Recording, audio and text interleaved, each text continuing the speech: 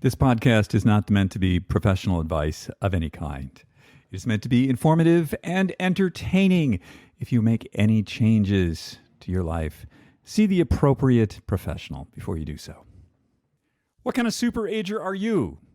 Go to ageist.com/quiz. Take the SuperAger quiz, and we'll send you directed, personalized information to help you superage the best that you can. Welcome to SuperAge. My name's David Stewart.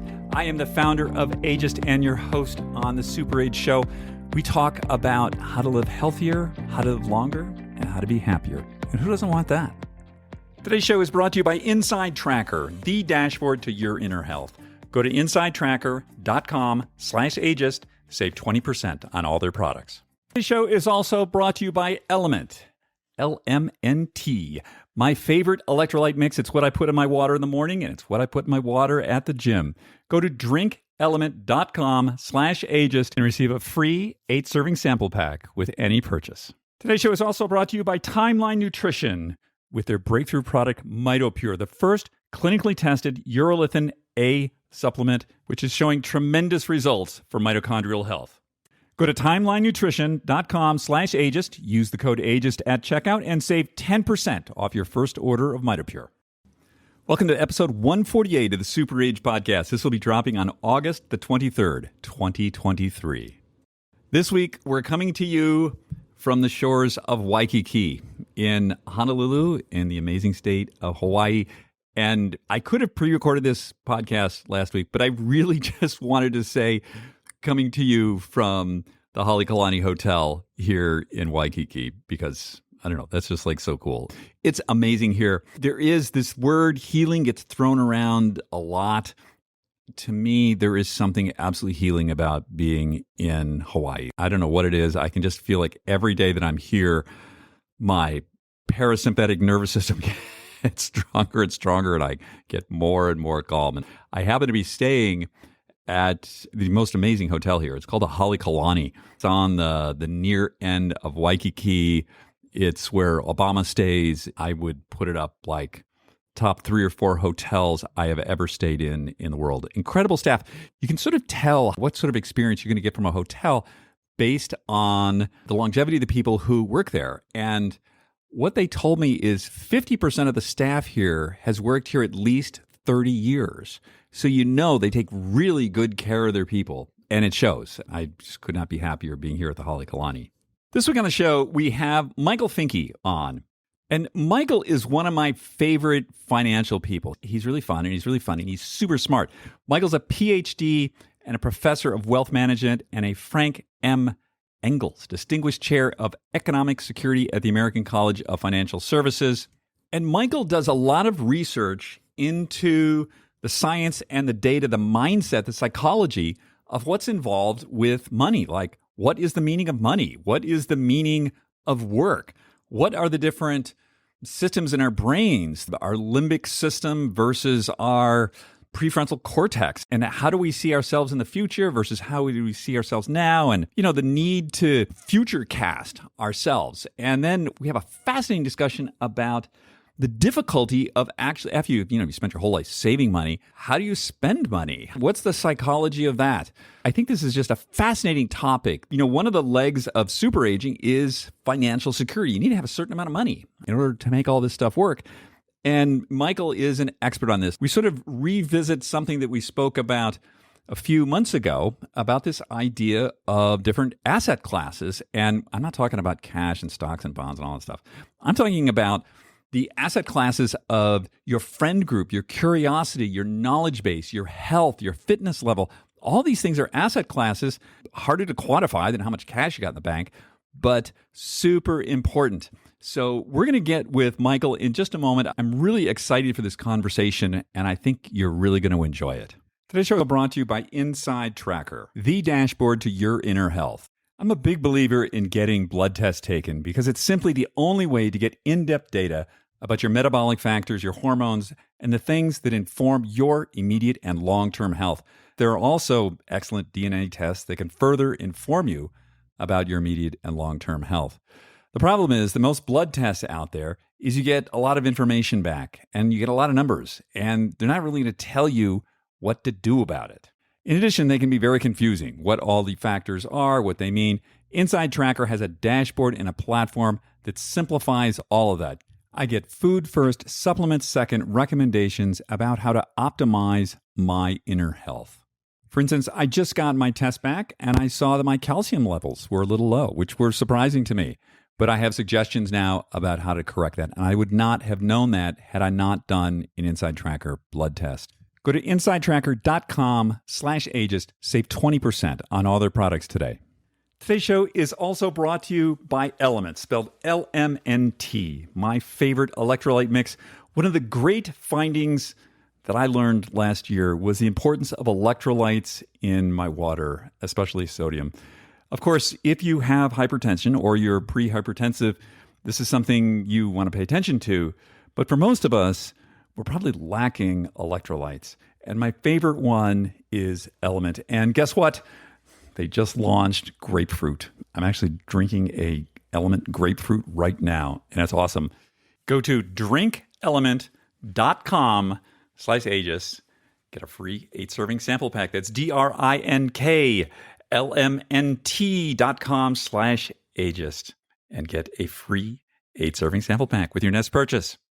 Just a quick reminder that after my conversation with Michael Finke, we're going to do that little thing that we do during every show called Just Try This. So stay tuned for that little tip to hopefully help you live a little healthier, a little longer, and a little happier. Let's get to my conversation with Michael Finke. And just a quick note, this conversation was recorded about 3 weeks ago, so before I headed into Hawaii. Hey, Michael, how are you today? I am great. How are you, David? I'm doing dandy. I just came back from physical therapy, which I've been doing to improve my essentially stability. And you know what, Michael? One can improve one's stability and balance and all that stuff really dramatically in the course of like a couple of months. So I got like a gold star from my PT this morning. So I love that. You're going to have to teach me how to do that. I could easily learn. Pro tip, do everything on one foot barefoot. Like start brushing your teeth and like everything you can. Like just always barefoot. So your foot, you activate the nerves in your foot, and then do everything barefoot. And that's where it starts. I'm afraid my wife is going to start videoing me surreptitiously. Oh my God. I'm on TikTok. True. My wife is she's just like, oh God, David's doing another stupid human trick. All right, whatever. So you're an expert on retirement planning and wealth management. And the name of this podcast is SuperAge. And you cannot SuperAge unless you have a lot of this stuff sort of figured out. But first, I want to ask you the big question. So what's the meaning of money? Boy. Sorry, it's early in the morning. Well, I mean, if you think about it, money means nothing by itself. Money is just green paper that we imagined. We all just collectively agree it has value, or it's dots on a computer screen. And in and of itself, it's just an idea. It's a concept. But obviously, money is very important because people make big sacrifices for money. Why do they do that? Now, there's a number of different pathways we can go down. I mean, we as human beings are evolved to compete with each other, especially men. We get a drug that gets released, serotonin, when we feel as if we are doing something that makes us dominant over others. And money's a way of keeping score. And it's an easy way of keeping score in a modern economic environment. So we can actually derive a certain amount of pleasure from having more of it. Now, I have found in my research that having more money is associated with greater life satisfaction. It is, but why? If it's just dots on a computer screen, why does it make you fear? And in retirement, what money does is it facilitates. It's an avenue towards activities that actually do make you happy. Now, there's one aspect of money, which is security. So we feel the feeling of security. We have the feeling of dominance. Those are all positive feelings that money brings us. But money is also an input into things like being able to go on vacation or go out to eat with friends, social activities that we know are a big source of life satisfaction in retirement. If you look at the data and you look at the things that you can spend money on, it is these sort of frivolous social activities that are the primary source of life satisfaction among different expenditure categories. So if you spend it right, then you can use money to get more happiness out of retirement. Now, where I think it becomes harmful is the serotonin, the dominance thing that gets shot every once in a while, but not consistently. If we just simply have a lot of money in the bank, the assumption is that we're going to be happy. A lot of people make huge sacrifices to have more money, and they're happy for a while, but after a year or two, they're not necessarily that much happier. It's the spending of the money on the right kind of things that make you happy. Now, all else equal, you and I would prefer to have more money than less money. But let's have a realistic attitude about why it makes us happy and what we can do with it to make us happy. Okay. Before we get to why does money cause happiness, we've talked about the meaning of money. What's the meaning of work? Yeah, so work is also related to all sorts of activities that could be related to happiness. So many of us work in jobs that, we're not working in a coal mine. We are in a job that provides flow. So it's a challenge. It's possibly something that we're good at. It uses the skills that we've developed over time. These are all things that provide life satisfaction. And when we retire, we don't get those from that job anymore. And if we design a life that allows us to continue to experience that flow, that feeling as if we're doing something that is challenging and using our talents, if we don't get that, then we can actually be less happy. To me, you have to understand what it is that is creating this satisfaction and be able to continue to do those things even after you leave your primary occupation. Now, I'm one of those who believes that there has to be a revolution in the job market among this baby boom generation, especially the younger baby boomers. 1958 was the peak of the baby boom. I'm hoping that they help us reinvent this idea of retirement. Because I do know that from the data, you do change. You change cognitively, people change physically. It's a struggle to maintain our capabilities over time. And it may be that we're no longer interested in working 40 hours a week. We may want to work at the things that we particularly enjoy, that we're good at. I have these adjuncts who work at the American College where I work.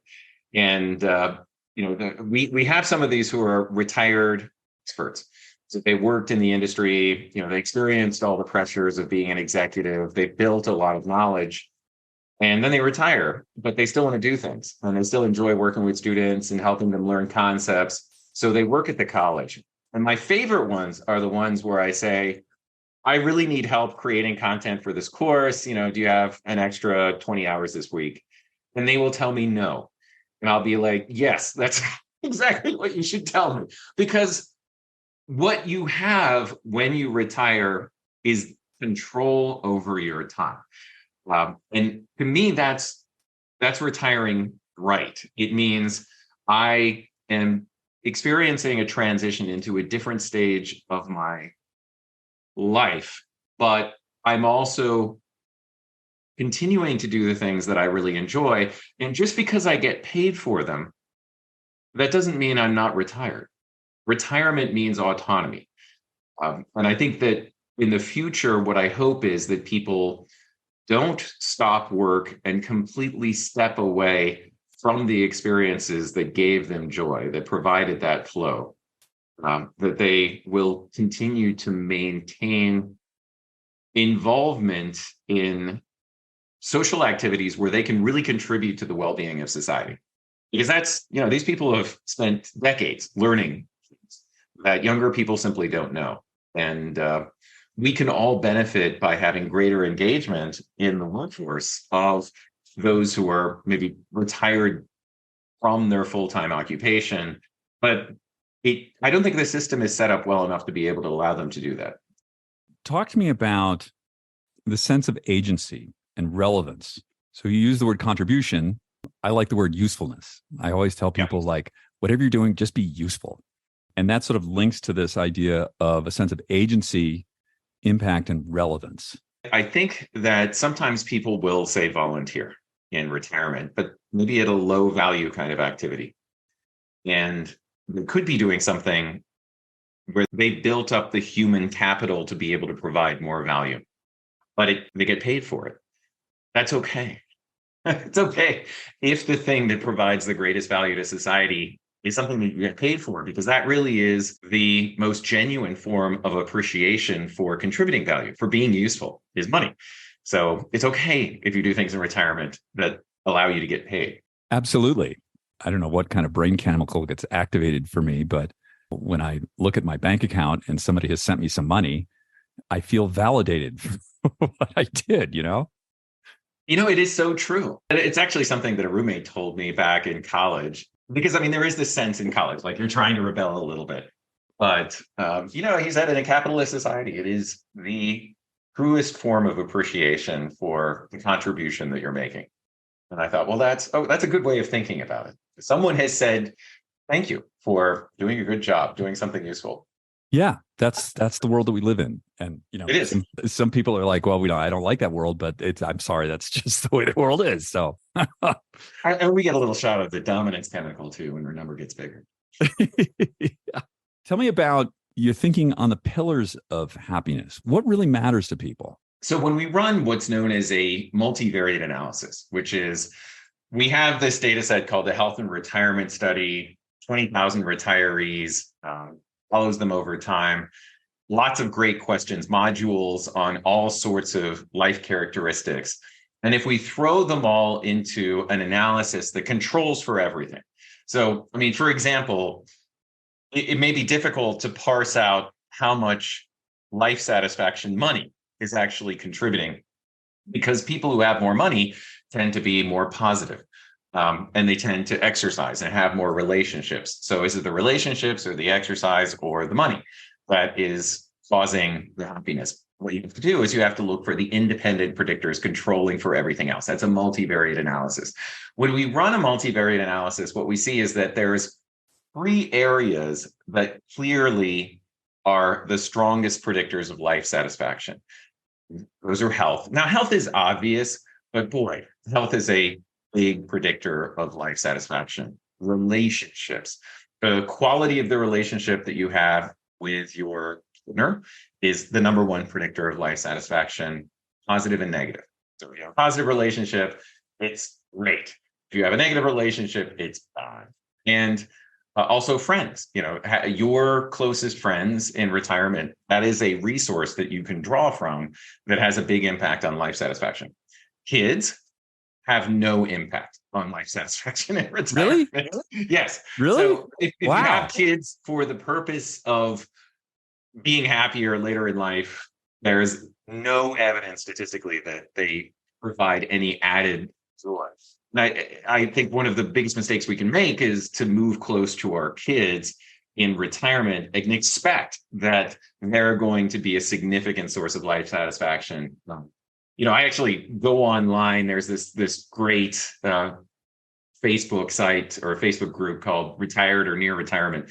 And there was a discussion about whether or not it's a good idea to move close to your kids.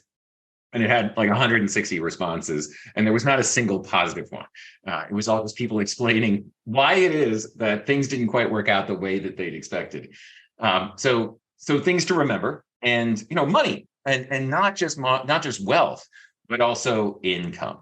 And that is an important distinction. So in an era where people used to get a pension, many people feel like they can spend all of the money that they get from pension, whereas money in wealth, there does seem to be a block.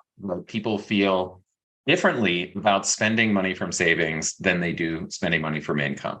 So people who have pensions, back in the days when people had pensions, they tend to be more satisfied than those who have simply the same amount of wealth that it would take to buy that amount of pension income. So let's say, just as an example, let's say I can go to an insurance company and buy $35,000 of income for $500,000. What's going to make you happier? Well, people spend more when they have $35,000 of income versus having $500,000 in savings. That's an example of how using your money the right way can actually help you get more satisfaction. Now, of these three pillars of happiness, relationships, money, health, all of them are an investment. What is an investment? An investment is a sacrifice that we make today in order to live better in the future. That's the economic definition of an investment. And all of them. So when I make an investment in health, I'm doing it so that I can live better in the future. A great example of this is VO2 max. You're very well versed in the concept of the ability of our bodies to process oxygen. And we may save money so that in retirement, we can go to Switzerland and take hikes in the mountains because that's what we've always wanted to do. But if we don't have a VO2 max above 30, we're not going to be able to do it.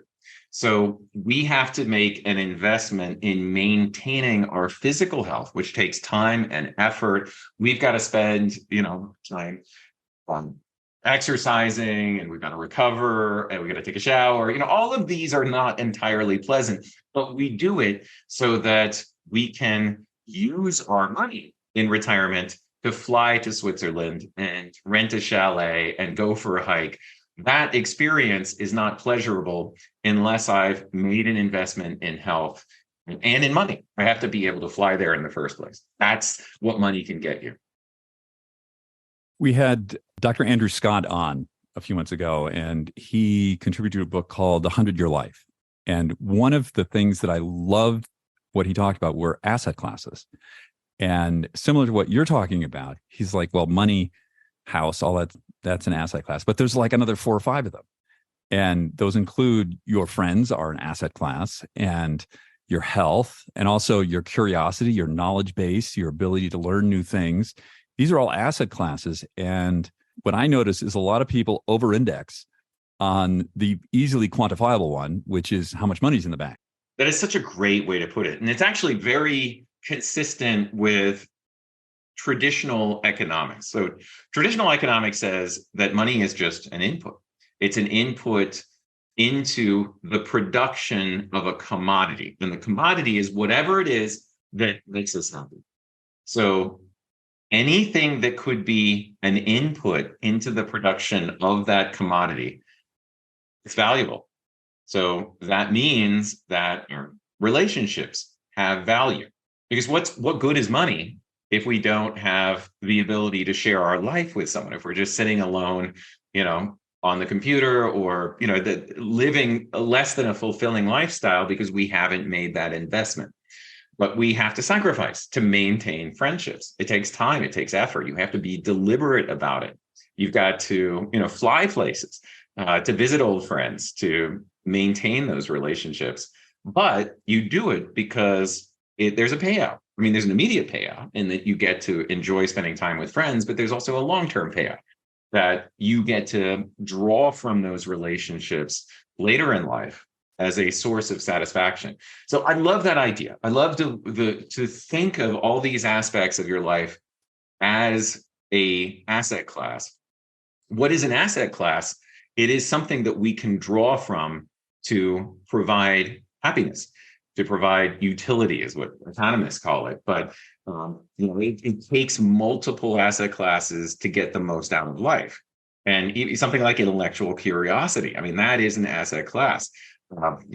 Maintaining that, even something like communication skills is an asset class, and being able to maintain those communication skills. I still read about this stuff. I think it's fascinating because there are, for example, salespeople who know more about how to communicate effectively with other human beings than academics do. That's for sure. And they've learned these skills. They've made investments. And, I get a kick out of learning stuff like that. Like something as simple as repeating back to the person that you're talking with what they've just told you to show that you've been listening and you've absorbed and processed that piece of information. Now, that's a skill that nobody teaches an academic, but it is the kind of stuff that they teach salespeople because it shows empathy. It shows that you're paying attention, you value them. It's a skill that you can draw on from the rest of your life. I mean, that's reason enough to listen to this podcast. If you practice that in the future for the rest of your life, that's a source of value that you can draw from continually. So what I'm hearing from you is this idea of effort and sacrifice. Sounds very Calvinist of me, but it's an ongoing process.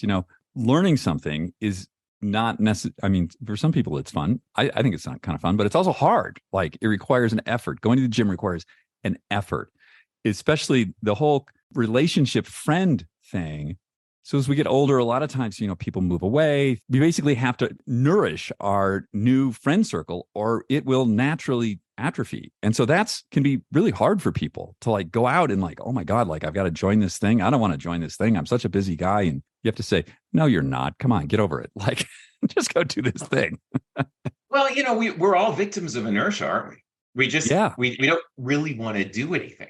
How many times have we experienced that? We've set up a dinner with friends and they had to cancel at the last minute and we're just so relieved that we don't have to go. But if we did go, we would have really enjoyed it.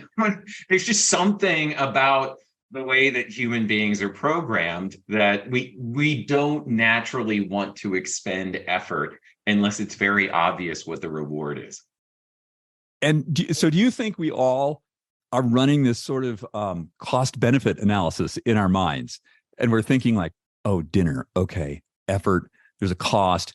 I've got to drive there. I may not like them. The food may suck. I'm going to be bored. That's a possible cost. What's my benefit? Oh, I don't know. I mean, what am I going to get out of this? And at the end, I total it up and I say, I don't want to go to dinner. I mean, do we do that? I think part of it is that, and this is, you and I have talked about this before, but part of it is this natural human tendency to value the present version of ourselves more than the future version of ourselves. There's been a lot of studies in economics on this topic. If you think about your life, it is, the film of your life is just a bunch of stills of you today, you a year from now, you 10 years from now. And you have to be sympathetic towards the year-old version of yourself, the 10-year-older version of yourself, 75-year-old version of yourself. In other words, we make decisions today that affect our satisfaction in the future. But there is this just natural human tendency to focus too much on the present. And that's where we get in trouble, is that we overweight the present and we don't recognize the downstream implications of a lot of the decisions that we make.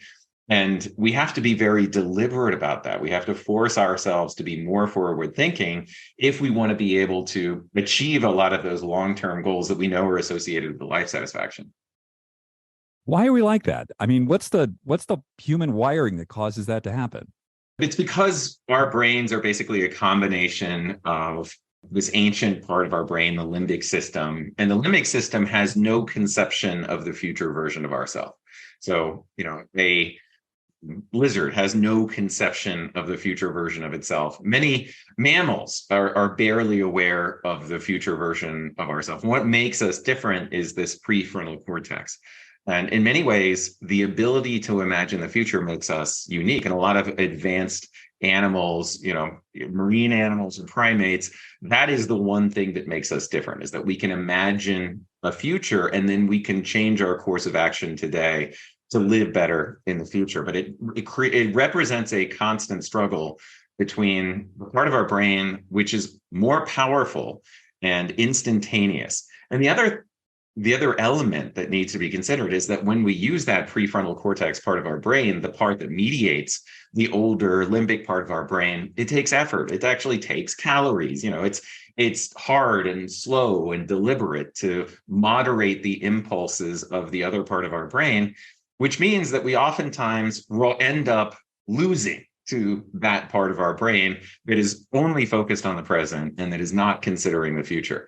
So, you really, and you can tell even in a population, there are people who are consistently forward thinking and there are people who are really just slaves to their present impulses. And that has, everybody is familiar with the Walter Mischel marshmallow experiment, where kids are brought in and they're given a marshmallow and they have to sit there, and they're told that if they can wait 5 minutes, they'll give them a second marshmallow. So you can actually see the kids struggling with this, and some of them struggle more. Some of them are just like, no problem, I can wait 5 minutes. Other ones are like staring at the marshmallow. Oh, some of them just immediately eat the marshmallow. Some of them use techniques where they maybe go in the corner of the room and they stare at the wall so that they are able to resist the temptation. In other words, they recognize that the temptation exists. They recognize that the limbic part of their brain is powerful. So they will create what's known as a commitment device to avoid being tempted. That is the one area of behavior where we actually have some hope. That is, we can design our lives so that we can create habits which serve as a commitment device, or we can take away things that, for example, if we spend too much of our lives online, let's create some sort of constraint where that's not even possible, so that we have, we're forced to go outside and we're forced to do other things that we know are in our long run best interest. But oftentimes it's very difficult to counteract that emotional side of the brain. I'm thinking about this. The limbic part of my brain is very powerful. My wife's prefrontal cortex is more advanced than mine. So she runs the money. I'm thinking in what you said earlier about how having a certain amount of money in the bank can actually be sort of troublesome versus getting the monthly, here's the check. Like, you have the money in the bank, you're setting up a limbic prefrontal cortex conflict. You are, that's a great way of putting it. I don't think I've actually thought of it that way, but you're creating a consistent source of pressure. Right. The money is there in the account. It's saying, spend me, spend me. And that's another reason why I've always recommended that people, when they get a paycheck, automatically a portion of it they should put in some sort of online savings account. At least give them a day buffer where it takes a day to transfer it into your checking account. So you've got a little bit of a constraint on the limbic behavior. But I do think that what happens is people who are forward thinking train ourselves to think, we can't spend that money. It's that. So we create constraints so that we don't spend the money. And part of it is moral constraints. We think that it's good if we don't spend the money. In fact, I've done interviews with retirees where they will be so proud of the fact that they're not spending any of their money that they've saved to fund a lifestyle. And I'll ask them, well, you must really want to give that money to your kids. And oftentimes it's the first time they've ever thought about it, because the money can only go two places. You can either spend it or you can pass it on, but there's no third option, and life doesn't last forever. So, but I think what happens is we have this habit of thrift where we have developed over time, people who accumulate wealth, we congratulate ourselves for not touching the money in our savings account. We're not allowed to spend that money. It's savings. I can't touch my savings. And then you get to retirement, you can't flip that switch. You can't change that habit and say, I can just pull money out of there and spend it. It's okay.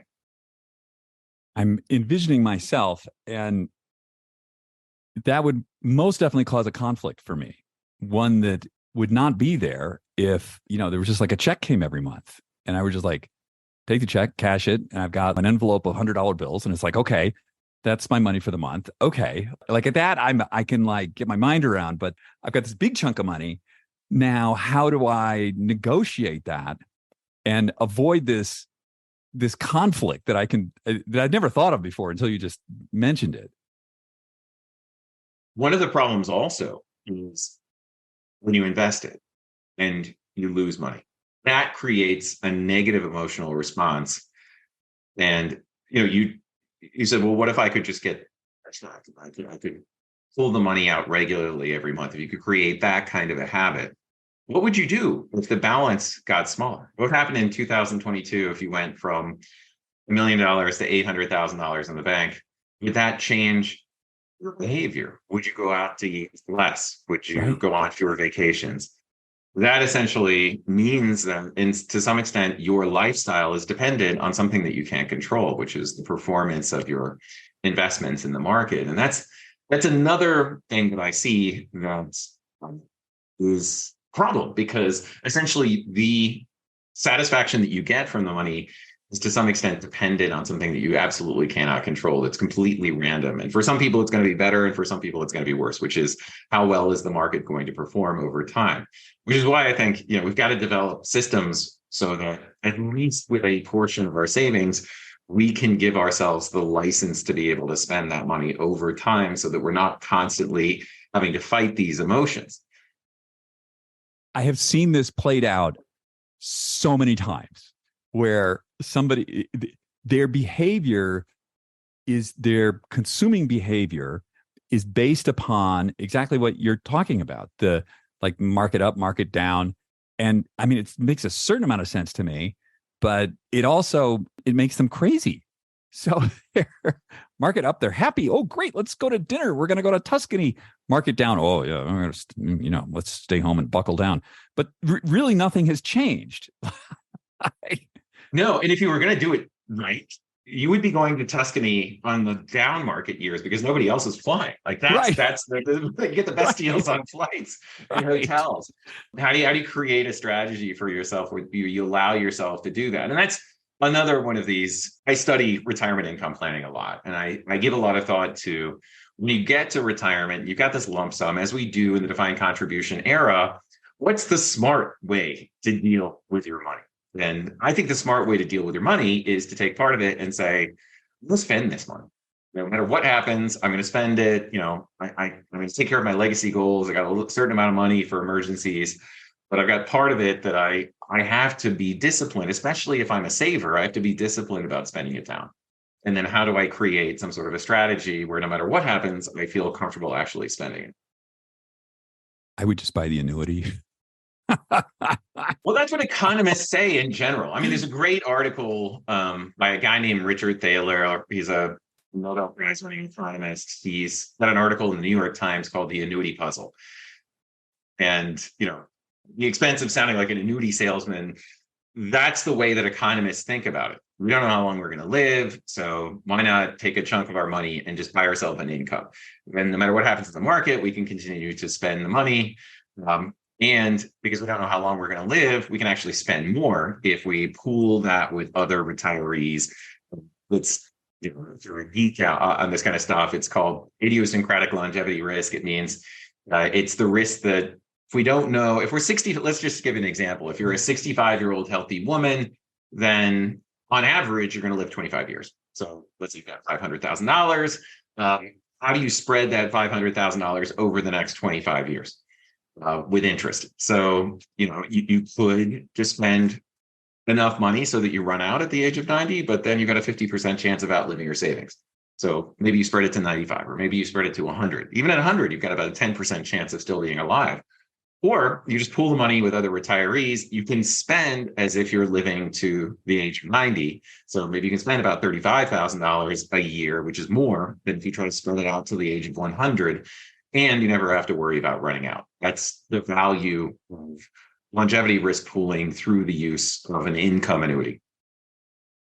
I'm thinking about myself as someone who's I need to feel this sense of agency in the world. That's sort of like the driving force of my life. Like, okay, how am I going to make impact and agency? And I could see myself retire at some point. I get the money in the bank. And then my only sense of agency in the world is how am I going to impact that amount of money? Because that's what makes me feel good. So I'm going to be like, oh, well, I should buy some more Apple stock, or I should transfer it into bonds, or I should be doing some kind of BS, right? When actually, I'd be much better off just like, forget about it, buy the insurance contract. Here you go. You get a check every month. Forget about all that stuff. And I think that's the case for most people. Some people love just, dabbling in the market. I have a new research project that I'm doing on crypto investors, and boy, they're a different breed. Like, they get a huge amount of satisfaction out of telling other people how well they've done in the market and these online communities and all that kind of stuff. If it's your jam, then do it, whatever. Don't expect to get a higher than expected return from it, but at least it's a social behavior. But for the rest of us who don't necessarily want to do that as our primary hobby in retirement, we can just buy an income and then we don't have to think about it. That seems like a better strategy. In terms of a better sort of hobby or things to do that's going to increase your, well, all three of the pillars, money, health, and relationship, take up fly fishing or something, or bowling, trading crypto. Oh my God. Are you out of your mind? Well,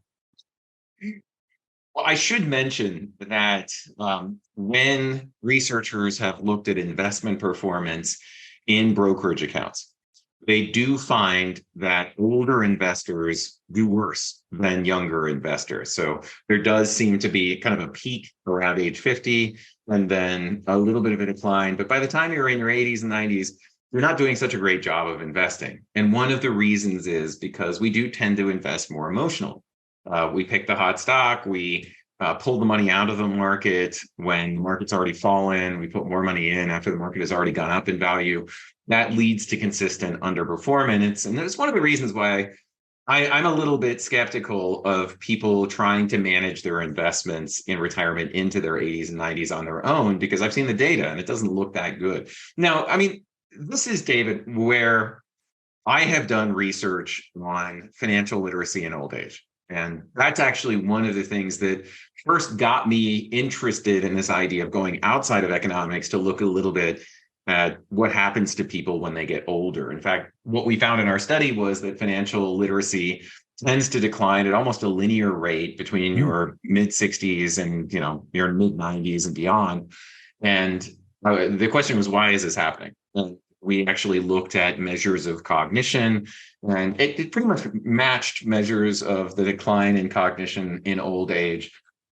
And, I get arguments from some people who say, well, that's ageist to believe that we have these changes in our cognition, but that's what the data says. And it's pretty obvious, for those of us who have parents who are, let's say, in their 80s or 90s, they experience cognitive changes that make them less able to process highly complex types of decisions like managing your money in old age.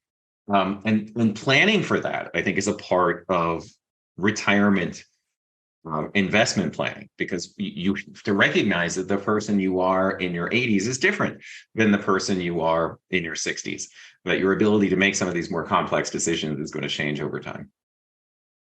Yeah. I mean, I've come to realize I have a fixed amount of mental energy every day. I used to think that was like infinite and I could multitask and do all these things. And that was just a young person delusion.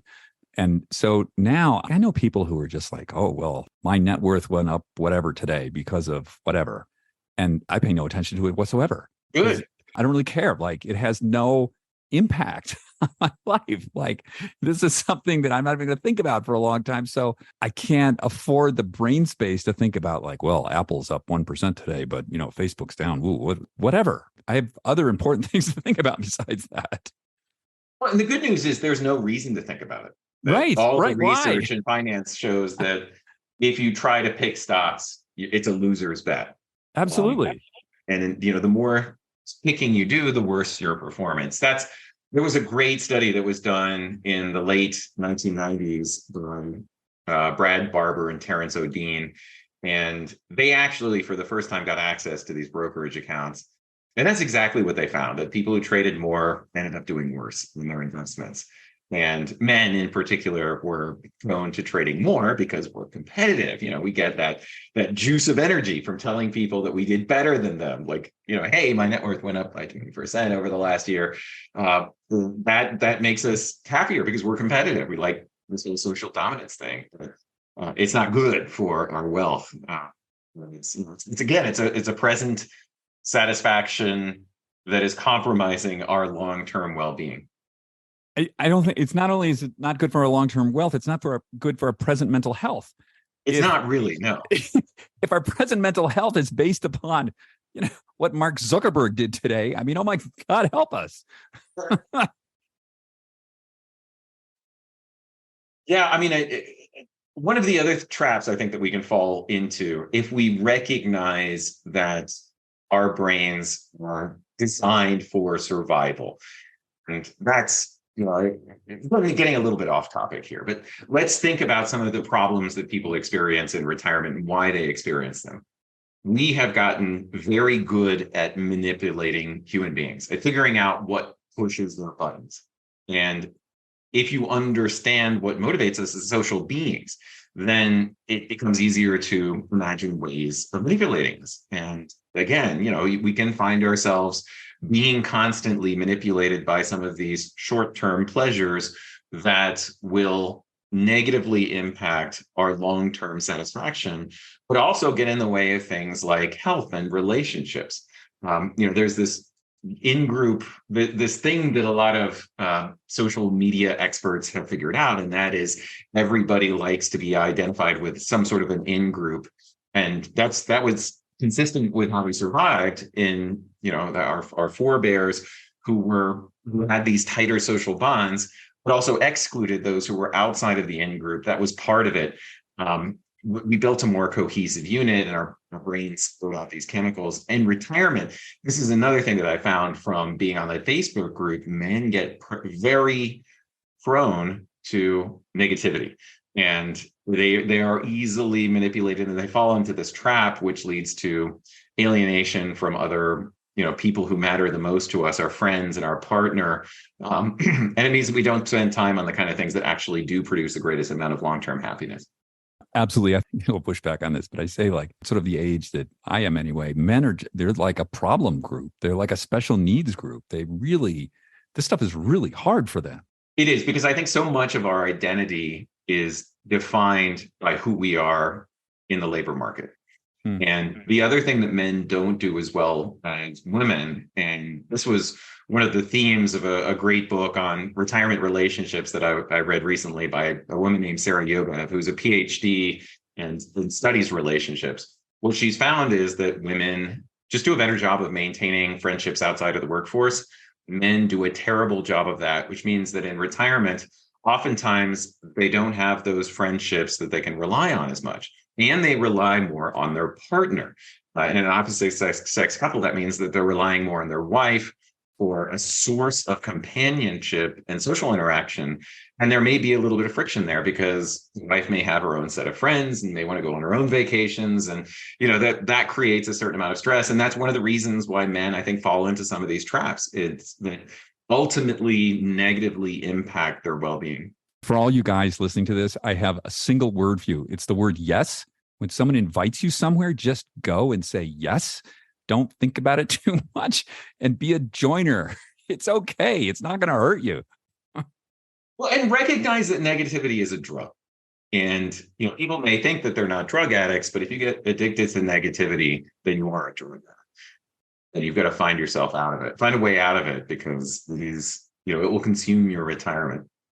I want to ask you a little bit about, we're living longer. Some of us are anyway. I think there's been some life expectancy impacts through COVID and opioid and gun violence. But outside of that, a lot of people are living longer, and not just longer, but healthier longer. And so that's going to impact, as we start to think about that, that's going to impact how we think about savings, retirement, work, money, all of that. And, some people out there are thinking that we're going to be, and I'm talking about like not crazy people, like pretty normal, well-informed people are talking about lifespans going 100, 110, 120, something like that. That remains to be seen, but that seems to be the trajectory that a lot of this is on. How do you feel that's going to affect individuals as they think about money, these things that we've talked about, like money, health, relationships? Do we need to invest even more in these things, 50s, 60s, 70s, assuming that we're going to have, that runway is going to be much longer? Well, first of all, let's have an evidence-based conversation about longevity. We in the United States are gaining about a year every decade in longevity after the age of 65. So that means that longevity is increasing, but it's not crazy. We're probably not going to live to 120.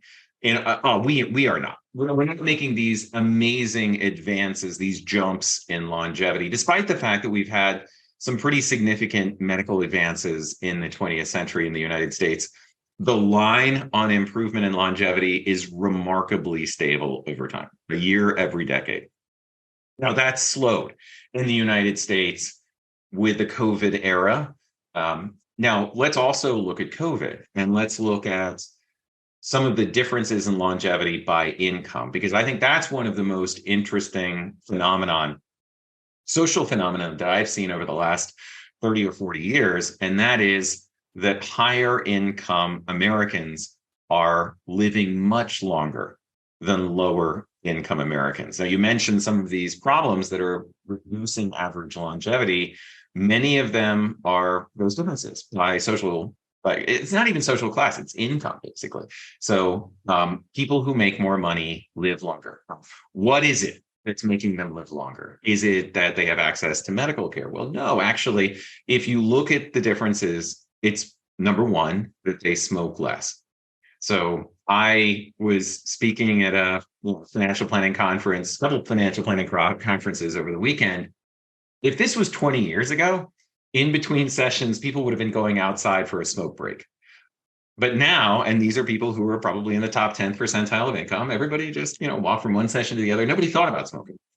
That's been one of the biggest changes, is that higher income Americans simply are smoking less than they have in the Mad Men era. And that's creating this greater disparity in longevity between higher income and lower income Americans. So, for example, if you see data that says the average American is living to age X, you're not going to live to age X. You're probably going to live 5 or 6 years longer on average than age X, because you're in a higher income group. And if you take better care of yourself, you're going to be, that's the middle of the high income group. Let's say for women is age 90. And if you take better care of yourself, then you're going to be probably on the right-hand side of that distribution. So your mean may be more like 92 or 93. I think in terms of bell curves, the longevity is all about a bell curve. And where are you? You're not the average. You're above average, probably because you're listening to this podcast. And you're probably above that because you care more about things like health, and you exercise and you watch what you eat. So that's going to put you on that right-hand side of that tail. Being realistic about where you're probably going to be, how long life is going to last in retirement, can help you do a much better job of planning. A lot of people look to their parents and they say, well, my dad only lived to 72, so I'm probably not going to live any longer than that. That they lived in a different time. They were exposed to, they had different behaviors. They had different access to healthcare. Things like survival rates on cancer have risen significantly since the 1990s. So we're going to live longer. But that means that we have to plan for a much higher likelihood that we're still going to be alive in our 90s. Now, part of that planning is recognizing that we will decline in our 90s. And we have to put together some sort of a plan early in retirement so that when we do reach those latter ages, we're prepared for that stage of our life. One of the aspects of retirement planning that I think people don't give enough thought to is, where am I going to live when I'm 90? And I like the idea of planning that out in your 60s. I mean, many of us have had the joy of having to move a parent or a grandparent into some sort of different living environment when they got older. And boy, isn't that fun? They really appreciate all that effort that you put into moving them into one of those places. And why not do it yourself? Figure out where you want to live. Because when we're in our 80s, we're going to get a lot more joy out of being in a living environment where we can see other people on a regular basis. We're not as likely to become socially isolated as if we're being in our own house. So let's pick out where we want to live. Let's pick out the people we want to be with. And then let's create a plan for transitioning to that kind of a lifestyle so that it's not the burden of someone else to put us in some kind of place that we have no choice over. I love this topic. It's one of my favorites. People ask me all the time, where should I live? Where should I retire? And I tell them there are really only two things you want to think about. And I don't care about the view. I don't care about the weather. I don't care about any of that. What's important is who are you living next to, and what's the distance between you and the nearest level 1 trauma center? That's what you want to know. because you have a stroke or a heart attack, you got like 30 to 40 minutes to get to a cath lab. That's it. So that's a great point. It's going to happen. You're going to fall down. Keep that one in mind. I mean, there's a lot of places in the world that works out for, but outer Mongolia, not so much. Yeah. And some of the prettiest places maybe don't have a level 1 trauma center. I was up in Jackson Hole, which I love Jackson. Oh my gosh, it's so beautiful. And I love the people there and it's great.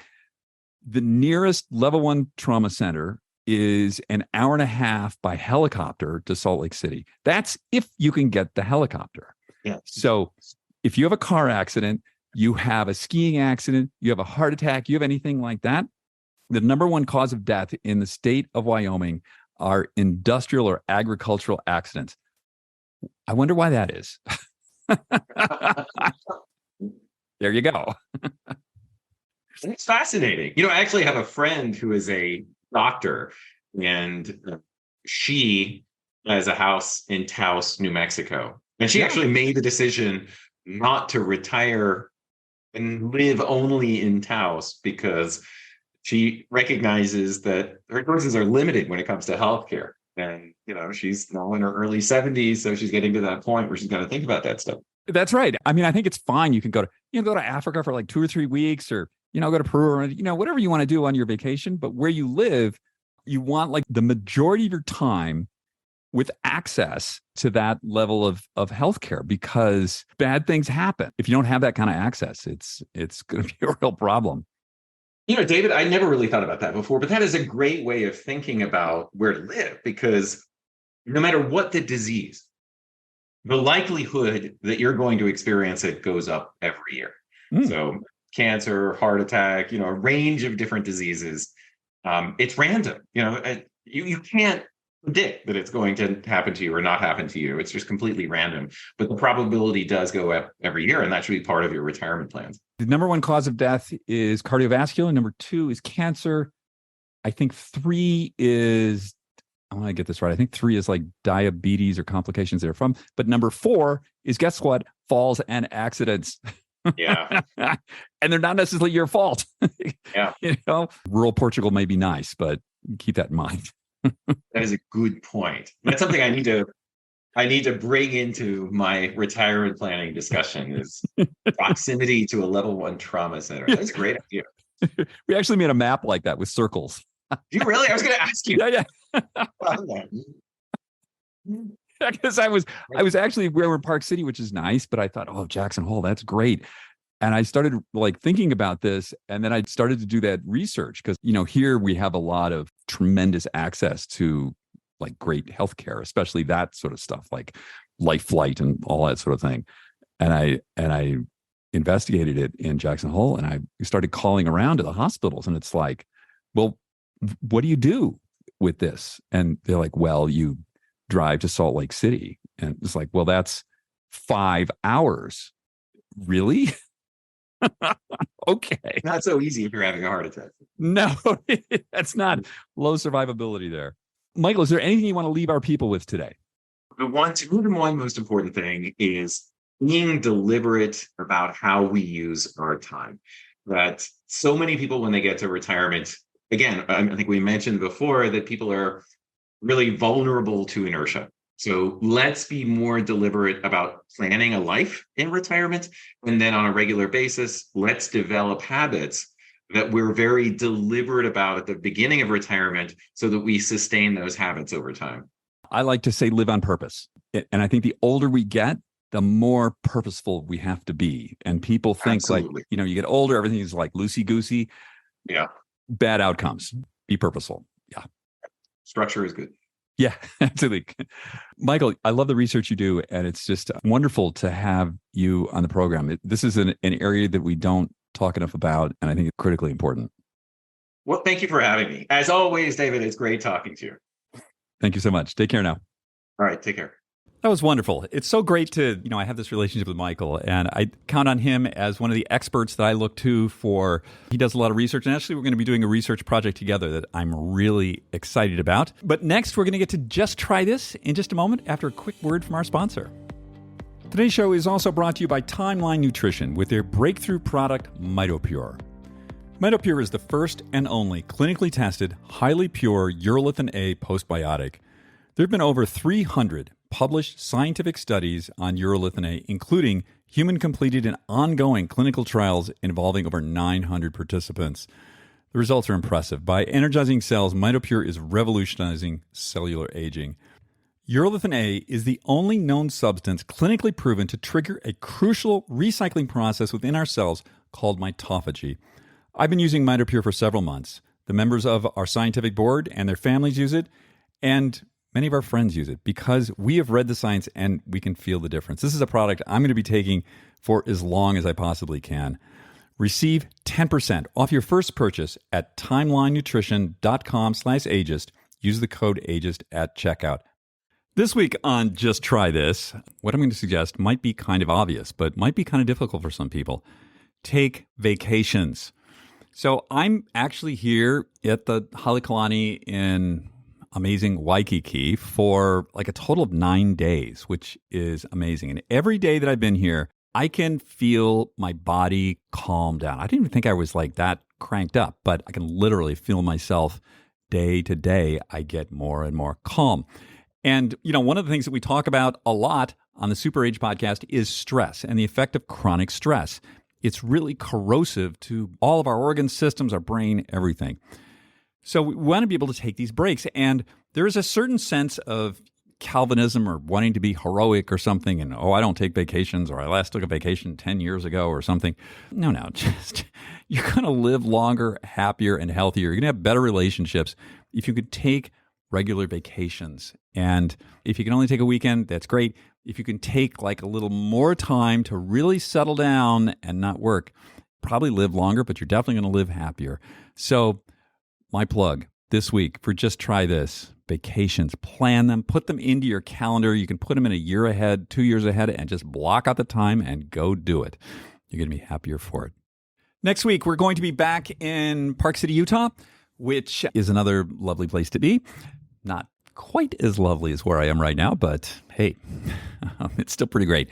So until then, everyone, I want you to have a wonderful week. And if you liked this show, please pass it on to someone. I know there's a lot of people out there that are having some difficulty around the money, mindset, work, all of that sort of stuff around retirement or thinking about retirement or imagining themselves in the future.